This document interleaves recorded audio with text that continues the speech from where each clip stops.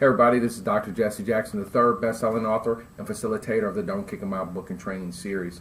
I'm going to be rolling off three very brief videos, all under 5 minutes, and giving you what I call some power knowledge on a specific topic that I've seen in my travels over the course of the last 10 days. I've probably been to about 6 schools over the last week and a half, and I've seen some things that I believe that it would benefit everyone if we had a better understanding of.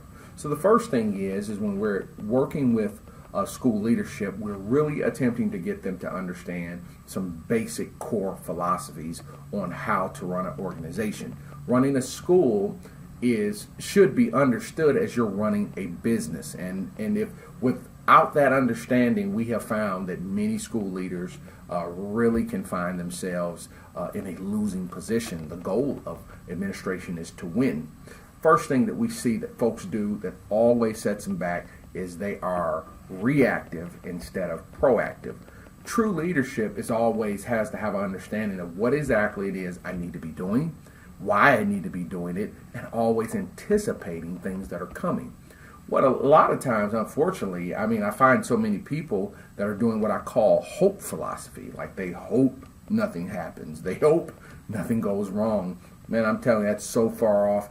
In the day and time we live in, we have to take the time to be discomforted by thinking about worst case scenario in every situation. What that allows us to do is to build a capacity to be successful. That means nothing catches us off guard. We're always thinking. You got to know what your students are bringing to the table. And you listen, that's not about not being positive. It's about understanding the reality of what it is that I'm dealing with. The other day, I was working with a colleague who had a young person bring a gun to school. This person's 11 years old. Okay, fully loaded. All right, fully loaded. And it was kind of ironic because the week before when I was there, I said, y'all have a lot of security holes in the building, something you should probably pay attention to. This person's like, well, it's only elementary, and it's not like that, and yeah, until a pistol shows up on the property. You can't make these things up, folks, and this is what I'm saying to management. You have to always be in that mind frame of something can go wrong, and I have to always be prepared for emergencies. That is something that is a manager's job to do. The second piece is always to be coachable.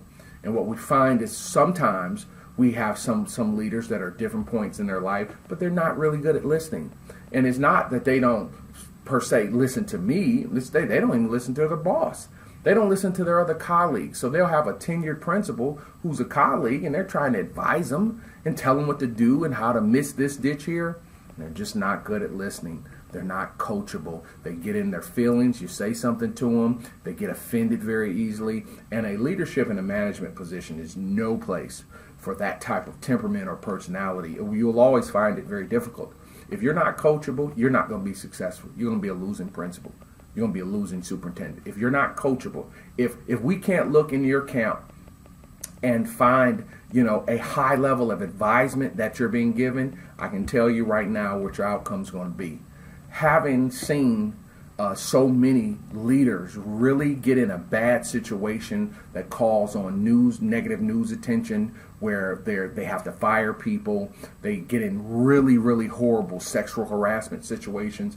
It comes from really not being listening. They don't listen because these things are right in front of them. You're hearing it, you're being advised of it, but if you don't listen, you're not going to be successful. And last but not least, we call it leadership maturity.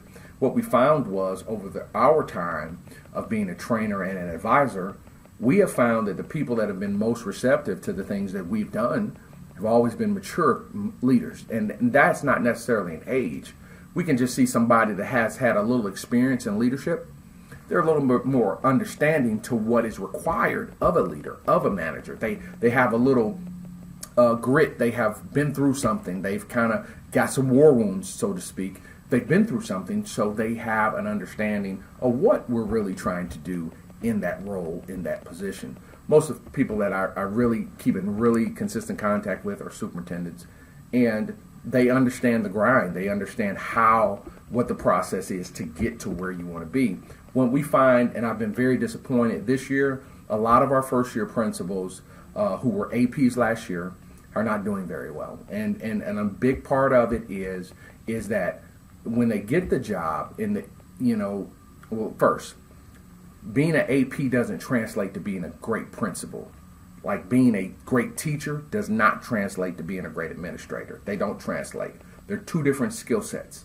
And so it's like you have to be humble and be smart enough at least to learn and find the right person to learn from if you want to be successful. I've been very disappointed with a lot of my peers that I've seen that are in their first year, but I've had some that are extremely impressive.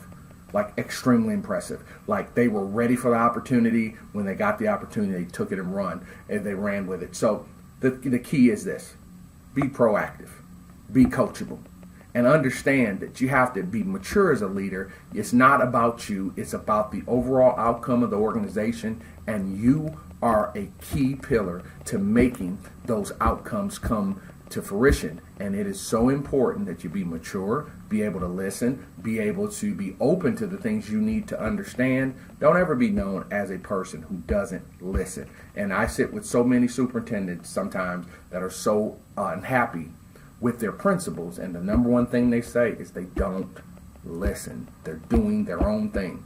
A dangerous quality to have is to not be a good listener. Take these things under advisement. Particularly share them with colleagues, particularly principals. This is something very serious, and these are the things that we often don't get in our trainings. We typically get them after we have made mistakes, after things have went wrong, and at that time, it's basically very little you can do with it. We always consider our trainings to be proactive, and proactive is a preparation for success and being a champion and running a championship school. I'm Dr. Jackson. I will see you next time. Thank you much.